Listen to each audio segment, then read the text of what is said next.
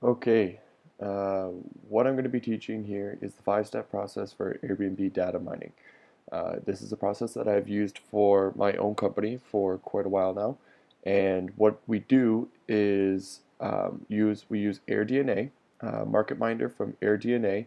This is a product that you can purchase online. It has it tracks every single Airbnb that has ever been running within the past, I believe, like 5 to 8 years. What they do is they record um, the Airbnb listing. They keep track of it at all times, and they know exactly what the nightly rate is, and then they know what the cleaning fee is. And so they record that, and then the next time they go in, if that's not there, and that's gone, like so say there's Monday to Fridays open, for $100 each night with a $100 cleaning fee, and then those 5 nights get booked. Well, then AirDNA, when the next time they go, they see that it's all booked and it's no longer there, and so then they know that they were booked out for about $100 for all of that, and a $100 cleaning fee, and so it was a $600 booking. That gets recorded, and then that process continues over and over again. So what they're able to do is come up with a very rough estimate as to a close estimate as to what they believe that these homes are being rented out for.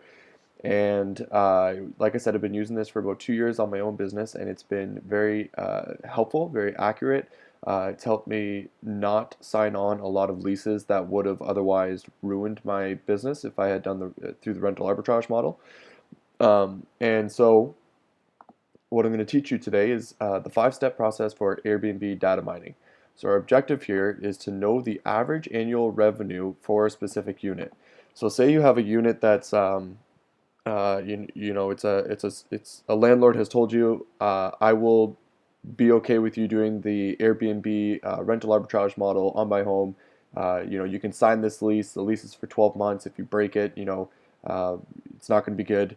Let's put it that way, right? So you're about to take on a really large commitment of a financial commitment, and you want to make sure that you're going to be able to make the amount of money that you want to make. Right now, maybe you're going right now by a gut feeling. You've seen the unit. The unit looks very nice. All these different reasons. But what we want to really do here is make sure that it's going to be the right amount of potential revenue that can come from a listing, rather than just assuming that it will be okay. And I've talked to enough people who assume that it's going to do well, and then when they actually run the numbers and everything, they realize how they were wrong, and they almost signed a lease that would have never made the money in the first place. Because the way this works is it doesn't you could be the absolute best host in the entire world and have the nicest listing in the entire world. Um, and if you're in the wrong spot with the wrong unit size, the wrong number of bathrooms, you're never going to be able to make enough money to cover your rent, cover your expenses, and only specific places that will actually allow you to do this. And so what we need to do is figure out where those are. And first off, what we're going to do here is just figure out if the home that you're looking for is going to be able to make you any money. Okay, so this is our five-step process. Now, the first thing we want to do is in this, I'm assuming that you have AirDNA, and you have purchased the city or neighborhood where your unit is, and you have Market Minder, and you're able to see all of this information. So if you don't, it's about $100 to get an entire city. It's about $20 to get a neighborhood, and essentially you pay on a monthly basis, and you can cancel at any time. I highly, highly recommend this. Okay, so first off, what it says is that we want to make borders. So you want to use the roads to create boundaries. Okay, what this is saying is that we want to zoom in to wherever our home is. And now I do apologize because my computer is very, very slow. So you're going to have to deal with me on this one, or deal with the situation. I'll try and talk while this happens. So what we want to do here is use the roads to create boundaries. I always like to explain this in your own home, in your own city. There's always a street that's kind of a border street, is what I like to call it. And on one side, maybe the homes are a little bit nicer, and on the other side, the homes are a little bit nicer, or a little bit worse, right? So there's these artificial borders that get created through streets. And what we want to do is make sure that we're actually using those streets as our borders, because they're going to be the grouping of homes that we want to track, right? So we don't want to track homes. So if there's a specific road in your city, and on one side the homes are not as nice, and the other side they are as nice, and you're going to go look at a home, or if you're trying to track a home that's not as nice, and you're recording all of these homes that are nice, you're not going to be getting the actual right number of average annual rent revenue that you can make from that unit. And so what you want to do is you want to make sure you understand your own city well enough to go, okay, this is a border. If I'm on this side, it's going to be different than I'm on this side. And we're in Chicago here, in this street right here where it says 64. So this one right here is a main street that cuts off two different types of homes. Okay, so on this side they're not nearly as nice. On this side they're much nicer. And so what we want to do is we want to use that as a border. And so we're going to say that that's our line, and we're not going to go below that when we're tracking the homes that we want to track. Now we got to figure out how far do we want to go up. Now you can essentially, with the same idea, figure out how far you really want to go. You can look up your own city's borders, the neighborhood borders, things like that. What we're going to do for this scenario is we're actually going to use this street Fullerton right here, because I know this one is a very main street. There's a school that is enclosed on this end. It doesn't really move too far over on that end, and so Fullerton's going to be the street that we use here. As for the left and right, east and west borders, what we're going to do is use I'm just going to use the river here, because the river naturally is going to make a border right between one side and the other. And then, we have the water on this end too, so I'm just going to use that as well. I know that everything in between here is generally the same. Naturally, the closer you are to the water and these parks and things like that, it's going to be a little bit nicer. The closer you are to down here, which is closer to the city, is going to be a little bit nicer as well. So I have a general idea of what the difference is between a home right here and a home right here. But for the most part, what I'm going to do is just track everything in here. So now I've created my borders, and that's my logic for my borders. And so what I'm going to do is I'm going to figure out my units in this area, and those are my borders, and that's what I'm going to use. So that's step one completed.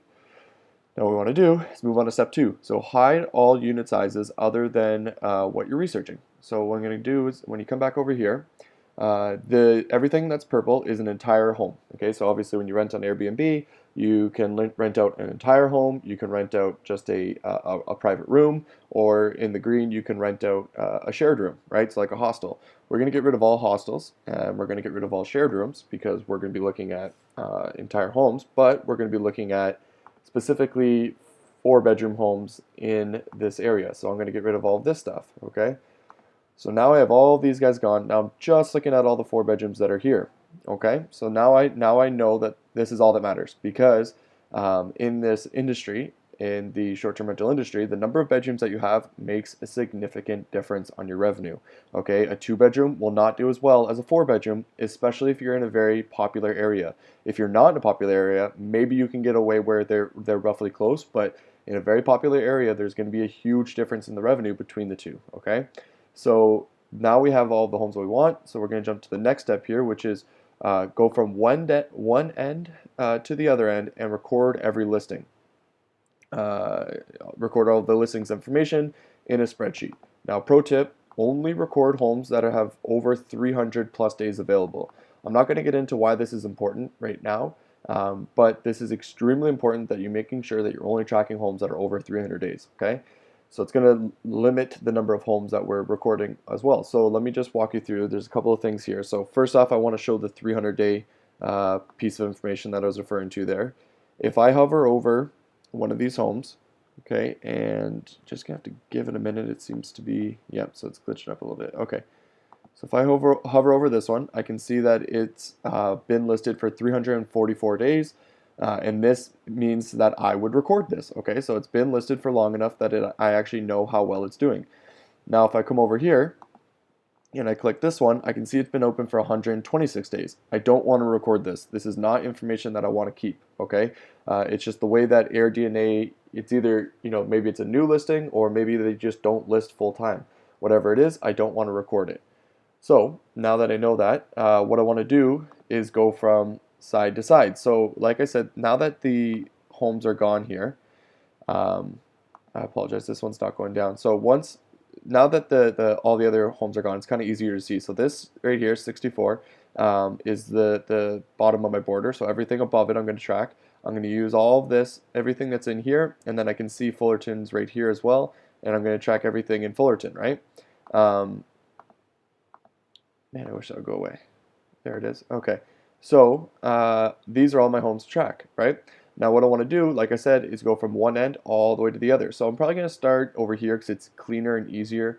And I could just use my full screen and I'd track each one. I'd hover over them and I'd figure out exactly how many days they've been open for. And then one by one, making sure I don't miss any of them, I would start tracking it. And then I would zoom up on this cluster over here. Now, another little pro tip for you, if you see a cluster, that generally means it's a more popular area. Tourist-wise, that's why there's so many Airbnbs in the area. So maybe this is a good spot to, if you're going to go look for a home, there's probably a good reason why you should look for one over here, okay, compared to, this spot right here, right? Anyways, so there you have. So now I'm going to do that, okay, and where I'm going to track this information is going to be in a spreadsheet. So what I like to do, and this is one that I've done before in the past that helped me figure out which homes I want to get. I believe I have, so I think just right here, Armitage to Fullerton. So this is almost the exact information from when I originally tracked this about a year and a half ago to 2 years ago. So what I did is I take the name. Okay, so now I have my border. So I like to write it out here. So I go Lincoln Park, West Armitage to West Fullerton, and I go river to lake. So when I originally did this about 2 years ago, I was going from this street here to this street here. So it was a smaller border. I didn't know the city as well. I was going from river to lake. So I just wanted to track everything in here. Nowadays, I would just track everything in there, okay? But anyways, now I didn't know the city at the time when I was doing this. Now I do, so that's why I would do it this way. So the first thing I would do is track the name. So I would add in the name here. What I do nowadays is I actually add the listing, the URL. So if you hover over it like this, you're gonna get to the right here. You can see I can click on that, so I can actually click on this and open it up, and it's going to give me the link. And what I would do is I would record that link and I would put the link in here. And it's just I may add the title over the link, right? Because then it's easy to tell exactly which home this is when I'm looking at it, right? It's just a matter of, the reason I do this is just because when you're recording all the data, you remember which home is which, and so it's very easy to recall in your own memory which home is which, and so now um, quickly, okay, that's that one. I don't care about this one. I do care about that one. This one's important. That was a really nice one. This one's luxury. Things like that, right? So, anyways, that's how I like to record the name. So you record the name, and then the next thing I like to record is the revenue. As you can see here, I just put in the two numbers instead of the five numbers. So what you can see here is the annual revenue of this home was 101.9 thousand. So what I would do is I'd come over here and I'd probably put 102, right? Because I want to round up to be as accurate as I possibly can. I would write in 102 to have the link, then I go to 102. Then I add in the occupancy and the nightly rate. Just so you guys know, I don't actually have a way of tracking or using this information that's here in any useful way, but I do like to keep it in there because you can sometimes see the average, and then you can tell, like, okay, so if I'm only occupied, if you even just look 80, 43, 60, 75, 53, 61, 57, if I'm only just occupied 60% of the time, it seems like that would be the average here, 60, maybe 70% of the time. So if I can do 70% of occupancy, then that's what I'm generally going to see. The average daily rate I don't really have a lot of use for, but then I like to track the guests, definitely the number of guests, because the number of guests will make a difference in how the home's being rented. Then there's the bedrooms, so obviously the bedrooms and the bathrooms, definitely want to record these two. I like to put in the host name because sometimes you'll actually get a company, and so I want to put in like Sonder or Domio or Stay Alfred, and I like to add those guys in there so that I know if I'm looking at an individual or if I'm looking at a company. And if I do come across somebody like this guy here, Matt, I know that Matt has a couple of different units, so what I'll do is I'll sometimes record saying that like he has more than one, so he's not just a one-off host, right? Then I really like this part here. So this is probably one of the more important things for me, is to add in notes about the way the home actually looked. So when you are recording one of these ones, you would click it and open it up, and you're going to get to the Airbnb listing, and you want to review it and write a couple of things. I like to write, how well the photos were taken, If it's a good host, I like to talk about the kitchen and the bathroom because those are things that you can't change when you're looking for stuff, and I believe that they do make a little bit of a difference. And then if it's a well furnished home with good decor and it's got a good theme or feel to it, I like to write that down as well. So I'll add all that information in because the reason why I think that's important is because when you're actually looking through these listings and you see revenue of 23 compared to 39, let's pretend that these two were the exact same size and in the same area, right? Same bedroom bathroom count. Well, I want to know why this one's doing better than this one, and I can do that by quickly just reviewing my notes here, and I can go, okay, this is important or this isn't, right? So that's how you track the information. This is we created the borders. We're only going to record the ones that are over 300 plus days, and we're going to add in this specific information here. So name, revenue, occupancy, nightly rate, guests, bedrooms, bathroom. Some people like to add in beds. I don't add in beds. I don't see a massive difference in that, but it's good to also have just another piece of data than the host, and then some notes on that. Okay, and this is just a very quick and easy way to record the information so that you know what's going on here. Okay, so that's step 3.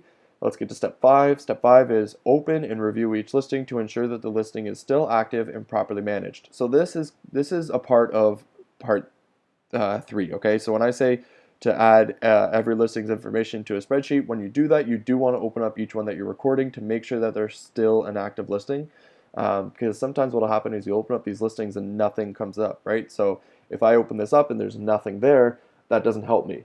I don't know if that's a real listing. I don't know how long that AirDNA has been keeping the listing active on their website when it's not active on Airbnb. Okay, does that make sense? So every once in a while you'll open up one and it'll just bring you back to the main page of Airbnb and not actually show you a listing, and you don't want to record that. Okay. Now at the same time, you want to make sure it's an actively, each listing is still active, and what I write here is properly managed. Okay, so I like to add in properly managed because I want to only record the homes that are managed like this. Okay, so I can see this is a managed home. It is managed by me.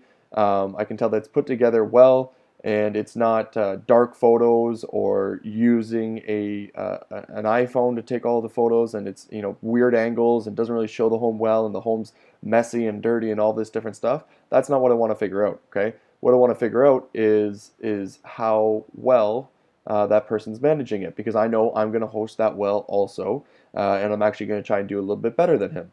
Okay, and so what I'll do is I'll say I only want to keep these ones because to me they're the true numbers. I'm not going to keep the number, the information from a host who's a bad host, who didn't list their home well, who doesn't know how to do marketing, because I'm not going to do that. So why would I worry myself with the guy who made $20,000-$30,000 less because he doesn't know how to market a home? So I'm just going to keep the ones that I do know. And so this is what I have here. All right, now I'm just going to give you a little, like I said, that's my home, right? And this information is from 2 years ago. So what I want you to see here is this person, Matt, was one of the main people that I actually followed up, tracked when I was first doing this.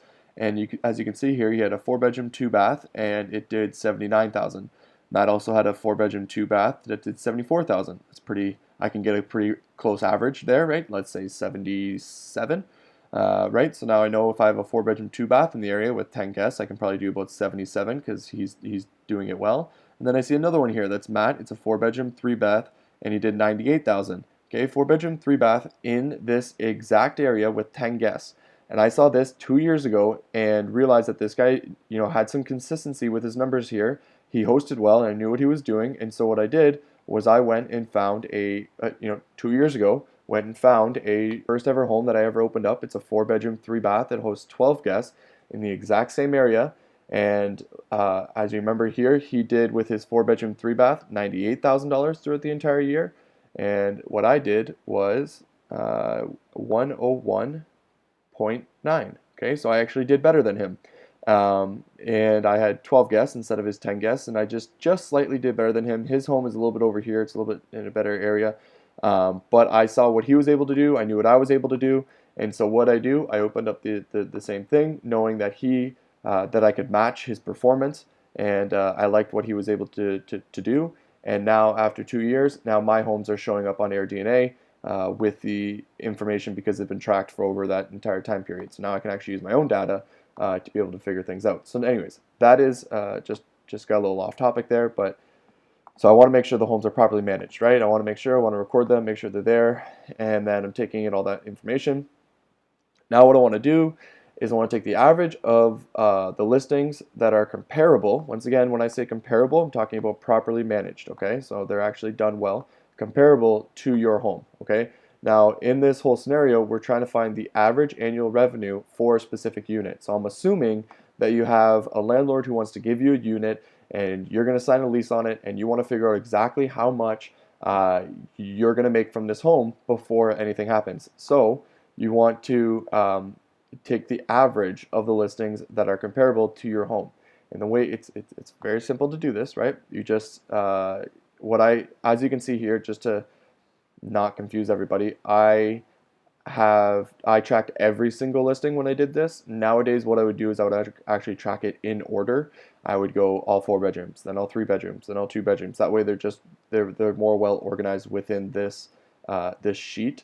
But what I did was I brought it over here and I added in each annual revenue to the appropriate bedroom size, and then I just added in simply the the average formula, right? So the average formula is in equals average bracket, and then you just highlight from one all the rows that you want in there. So you can see this is column L, row 53, all the way down to row 55 because I only have 3 here. And what I get, an average of 83.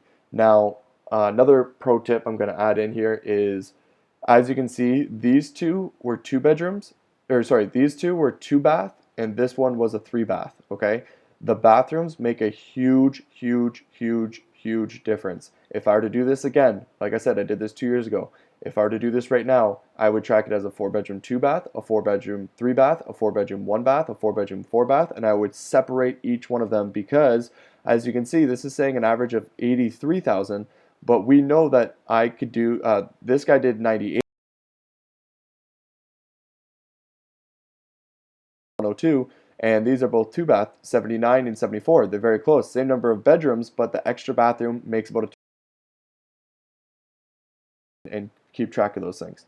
So that is the 5-step process to figuring out what the average would be for a potential unit that you're looking at. And now that you have that potential average and you know what somebody else is doing, what you can do is actually turn to the lease that the landlord gave you and figure out the numbers behind it to make sure that it's going to be a profitable unit. And you can look at some of my other videos that I'm going to be making that will explain to you exactly how to do that. So just to walk through this, what we're doing is trying to figure out the 5-step process for Airbnb data mining. The objective, know the average annual revenue for a specific unit. The steps, we want to create a border using the streets or create boundaries. You know your streets, you know which street makes a difference between the housing on one side and the other. That's what you want to use. You want to hide all of the units that don't match exactly what you're looking for because we're just trying to figure out the one unit that you're looking for right now. And then you want to go from one end to the other. And the reason I write that in there is just because I don't want you to miss any of the homes. I don't want you to randomly start recording them. Just be organized when you do it because it becomes very confusing if you kind of jump from one listing to the other, just whichever one kind of sticks out. But if you go from left to right or top to bottom, you're not going to miss any of the listings. It makes it significantly easier. Trust me, I've done it enough times. It's just a really good process to implement right off the bat. Now you're going to record all these listings. You're going to make sure they're over 300 plus days. You're going to open them. You're going to make sure that they're still active listings so you can record the information from them. You want to make sure that they're properly managed. We're not going to be looking at anybody who doesn't know how to host. You know how to host. I assume that you're going to learn how to host. There's a million videos online about how to host properly. Just figure it out and do it the right way. And then the last thing here is we're going to take the average of those listings that are comparable to your home. And once we have that average, that's when you know, okay, that's how much that home could potentially make. I have true numbers here. I can use this information to figure out if the home is going to be profitable for the landlord and myself or not. And should I sign this lease or not? Once you have that information, you are good to go. And I've done my job and you are now going to be signing a lease that's actually going to make you money rather than losing money. So